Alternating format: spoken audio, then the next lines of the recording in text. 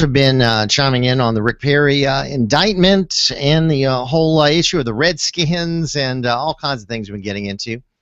Of course, I've also touched on Mary Landrieu and where she stands on the issues and in the race, which, in my opinion, is a very precarious position.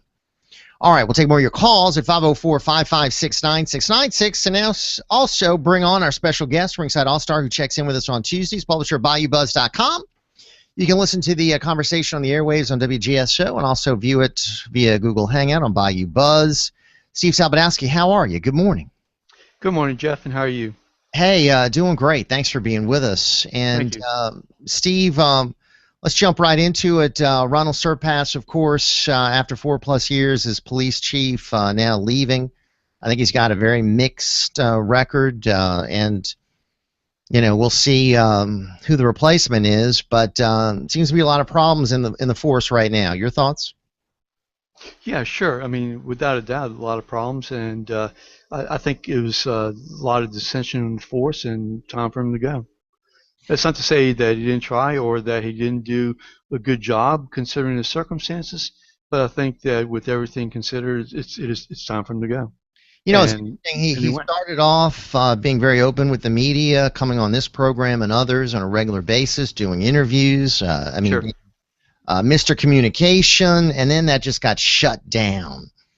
And I think that's when he started getting into problems, when he wasn't able to really to communicate on a regular basis. And then they had the whole issue involving, I guess, the relative in the traffic department with the tickets, and then the whole issue about what's going on with the officers and so many leaving upset, angry with his policies. Does the mayor bring in a officer from within the ranks or someone from outside? Well, that's a tough one. I would think that he's going to bring within the ranks. He got a lot of, I guess, commotion going outside, and I think at this point in time, you probably need to go with and stick with somebody who has good relationships and who can be effective. You're going to need someone who's a great recruiter. I think you're going to need someone who's going to be able to bring people back to the force and rebuild a force that's really undermanned right now. Sure, and you need the resources to be able to go after those people who we would like to be officers. Do you think, Steve, the forcing out of Surpass, his retirement, had anything to do with the recent incident in Algiers where an individual was shot by a police officer and wasn't reported for 48 hours? What's going on in Ferguson, Missouri, the conflict there? Do you think those had any factors in his removal? Or was it his sister's race for U.S. Senate? Do you think that could have played a role? So I'm not sure I understand the question. You're asking whether or not Ferguson had any effect upon Mayor Landrieu's decision to shout Surpass. Let me please help me with that. I don't understand the line of thinking. Well, we had an incident in Algiers recently where an individual was shot by a police officer and wasn't reported for 48 hours. He was shot in the head. Supposedly, the camera was turned off. We don't have any kind of video evidence. Surpass apologized for that and said should have gotten that information out earlier. We've got a situation in Ferguson where you had people all upset at the police and what they've been doing. This incident could have escalated, I guess, possibly if Surpass would have stayed. We just had a protest Sunday where you had people descending on one of the district police district offices and trying to barge in there, raising complaints about the NOPD. So I'm just wondering if you think any of these other incidents could have played a factor in him being asked to move on. Do you think Mary Landrieu is concerned about the crime situation here, the performance of her brother as mayor? Could that have an impact on her race? Well, I mean, certainly, I think that all these things could possibly, have an impact. To what degree is, to me, at least, very speculative without anybody making any particular statement. So, yeah, I mean, it's all possible, but I don't see it. To me, I think that from what I gather from the people on the force, that there was somewhat of a terse relationship between the mayor and the police superintendent, and things have just gotten really kind of out of hand, and I just think it was the right time. Whether or not any of these other things would Factor in. play a factor, You don't know. that's I mean, do you have anybody from the inside telling you that either one of those I or any have of people those? from the inside telling me all kinds of things I can't go with on the air because Sure. it's not verified. But Yeah. all kinds of rumors swirling around. Yeah. 504-556-9696. Let's squeeze in a call here, and we've got some other issues we want to get to. Our friend Jim wants to check in from Uptown. What's happening, Jim? Good morning. Good morning, Jeff. Jeff, I was just looking through some of the comments in NOAA.com with the police chief, and I don't care who comes in now, it's an uphill battle. I agree with Goyeneche that the rank and file issue, the number of officers went way too long before something was addressed in the attrition, the loss of officers on the street. I think is going to be the biggest challenge, rebuilding morale.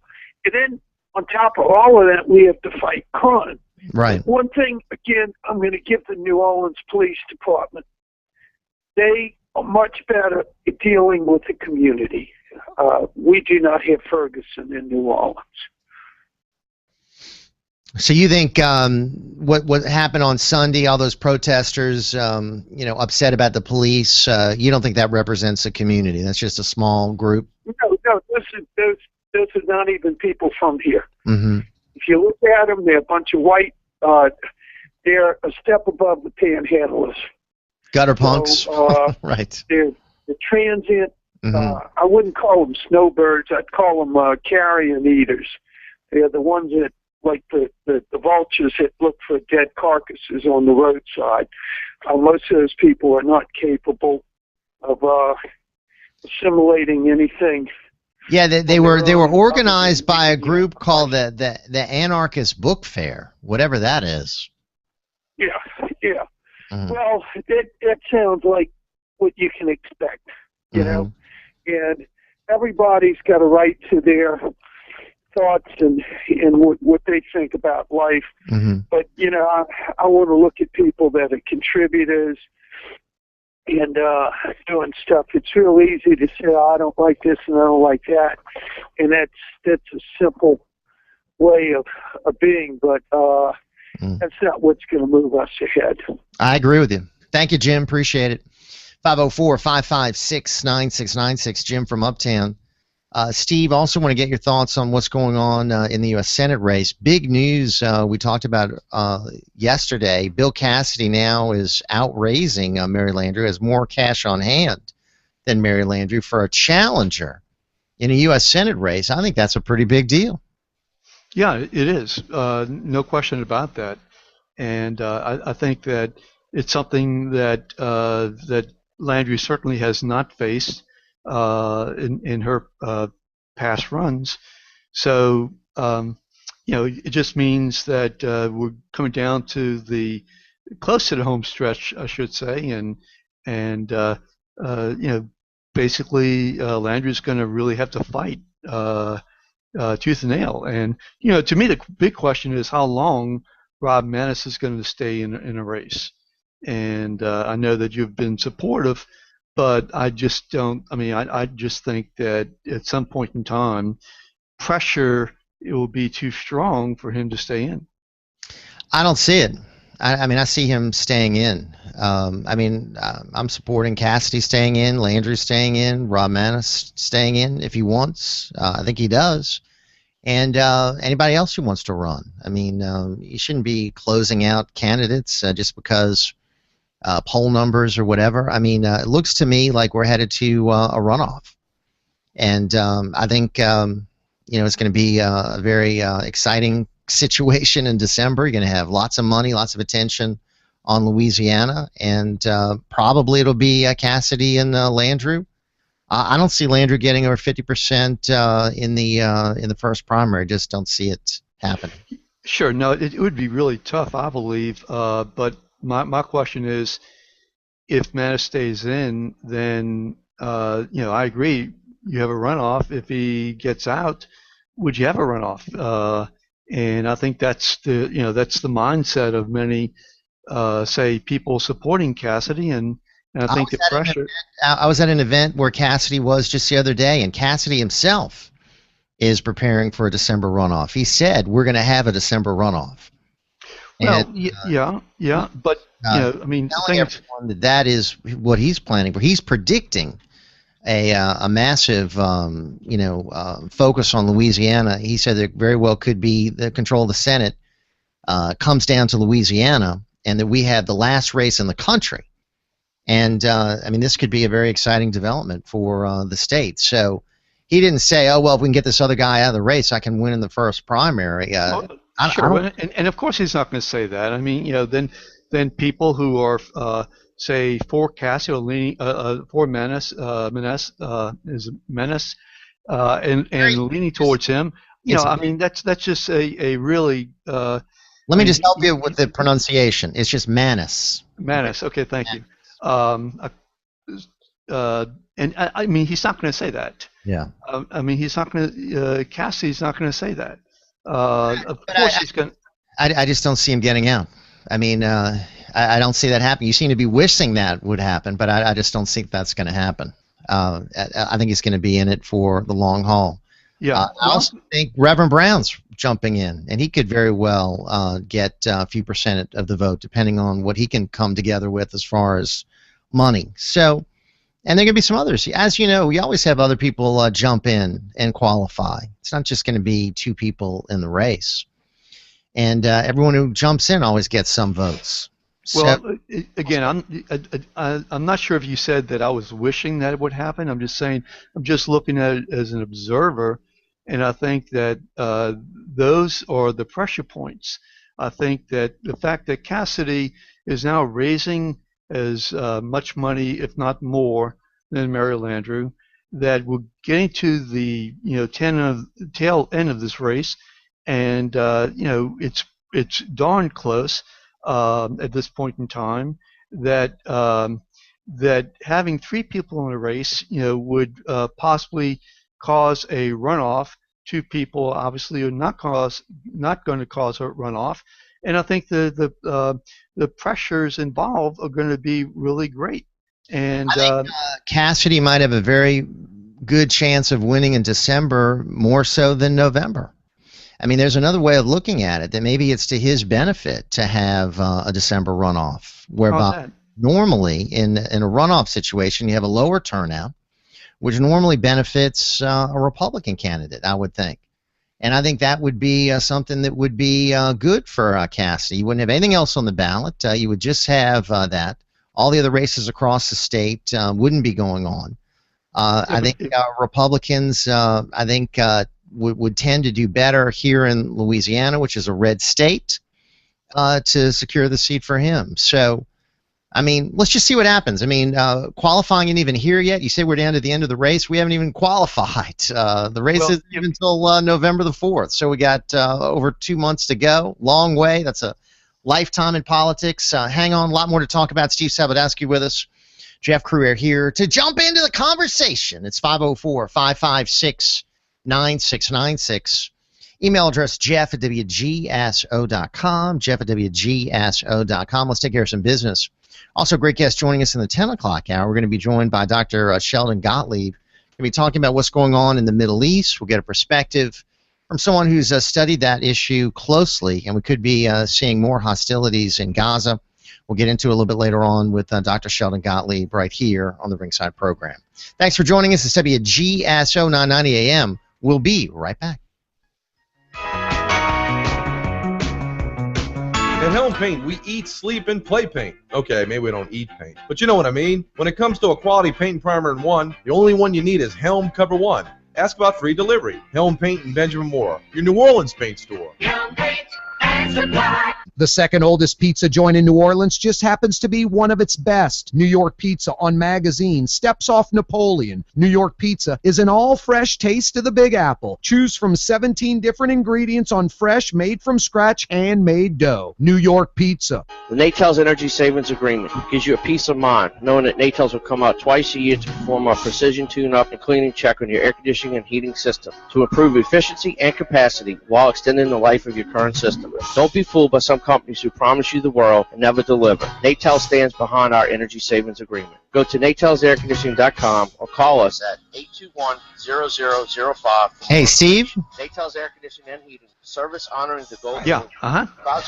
Richard Reed, the brother of Walter Reed, was just arrested. Do you want to chat about that? Well, I know nothing about it, but yeah, certainly. On 90 AM. You know, we can talk about it. Go ahead. Green Light. Empowered through choices in basic essentials. Grace at the Green Light needs you for an innovative homeless outreach. Volunteers needed for water distribution 7 days a week, 2 hours per day. Grace's Meals with Love needed for food prep, food serve, cafe socialization, and engagement. In whatever way you can give to human connectedness, we need you. For more information, www.graceatthegreenlight.org. Hi, this is Jim Spyro. Join me every Wednesdays from 5 to 6 p.m. on 990 WGSO or WGSO.com. Remember, your influence counts. Use it. See you then. Hi, all you outdoorsmen. Join me, J.C. Smith. And me, Tim Z. For the Bayou Sportsman Show, Thursday nights at 7 p.m. here on WGSO 990 AM and at WGSO.com. There is no other radio show where you'll be able to express yourself without hearing, "We thank you for your call," and before you make your point. That's what Ringside Politics with a Punch is all about. Give Jeff Crouere a call at 556-9696. Hey, cruising through an open line. Very pleased to be joined by Ringside All-Star, who checks in with us on Tuesdays, publisher of BayouBuzz.com, Steve Sabludowsky. We're visiting on the airways at 990 AM at WGSO.com. Also via Google Hangout at BayouBuzz.com. Steve, one more thing I wanted to chat about concerning Mary Landrieu, and then breaking news involving the brother of Walter Reed. But Mary Landrieu is now getting into trouble over expenditures and whether she's accurately billed for these campaign flights. Now I think there are 4 flights that are being looked at, possibly more. She says she needs to investigate. Is this just sloppy bookkeeping or what? Could be or what. I don't know. I really don't know. I mean, I certainly think no matter what, it doesn't help. You know, I mean, certainly you don't want to have allegations of incompetence in office and hovering over your head during a very, very emotional campaign that's very close. And worse, you know, don't want to have anybody really being able to prove that it's more than just sloppy. So it just doesn't help. I mean, you know, she needs to, in order for her to win, be on the attack and be able to show that she's really needed in this state. And so that's what she needs to do. Being, you know, having to defend, say, a situation that none of us really know much about is, I don't think it's, I mean, obviously it's not good. It's not good for her. Well, I mean, if you've got such, quote, clout, and you're supposedly someone who's, you know, so trusted and needed and indispensable, then, and you've been there for so long, then why are you being so sloppy with your charges, your campaign charges? I mean, this was a campaign trip. Her campaign should have paid for it, not the taxpayers. And to happen once is one thing, but if it's happening now 4 times, maybe more, that's a pattern of really serious behavior that I think is a problem for her.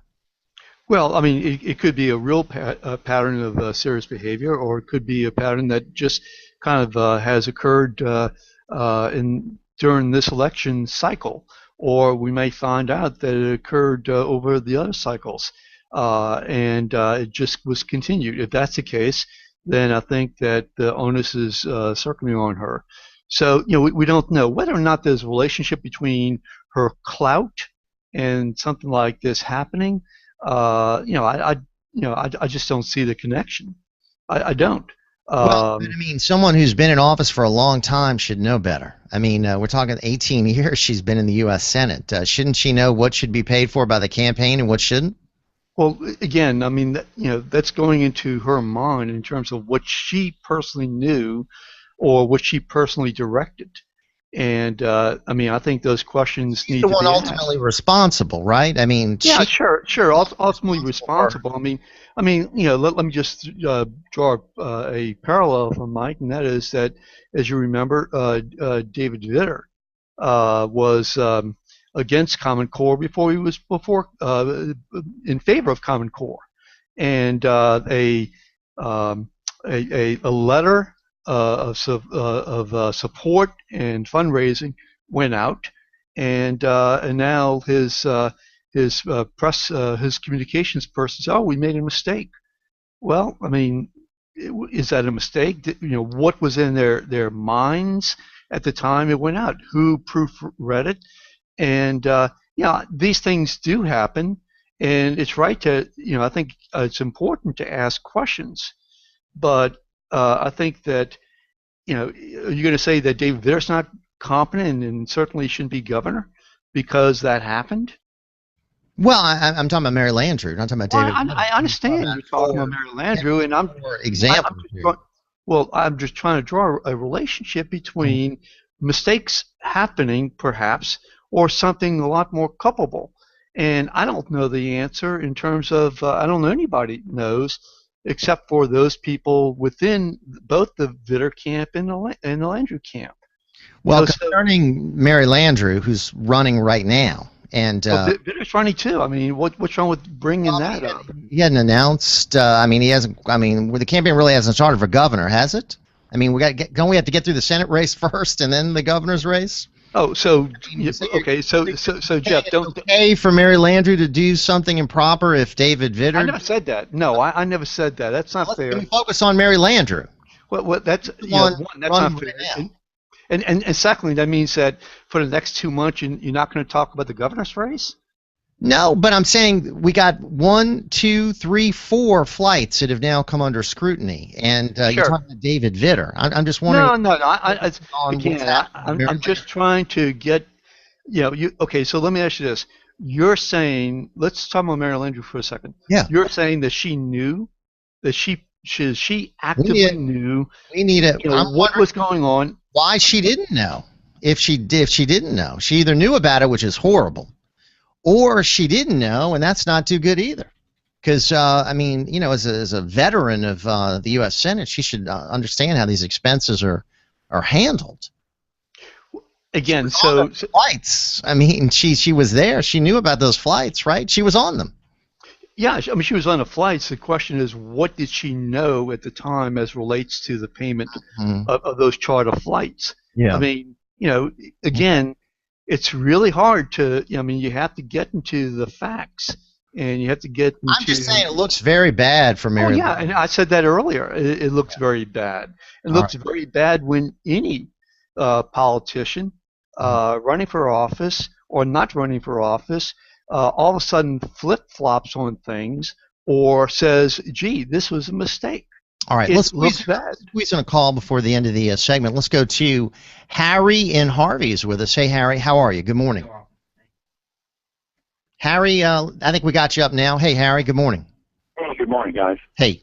Hey, listening to your conversation and as with all of these conversations or discussions about the political candidates, the subject of money, how much money these candidates raise, always comes into the conversation as though it's some sort of gauge that tells the voters that this person is more popular or somehow there's. Well, I mean, this is.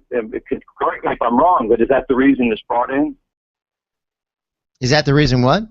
Is that the reason that the topic of how much money the candidates raise for their campaign funds? Is that why it's brought in, is to tell the voter that this person is that much more popular that it's easy for them to raise money? Is that the reason it's brought up? Well, I mean, I think it's brought up because it's one factor to measure how the campaigns are going. And usually, not always, Harry, but usually the candidate with the most money wins.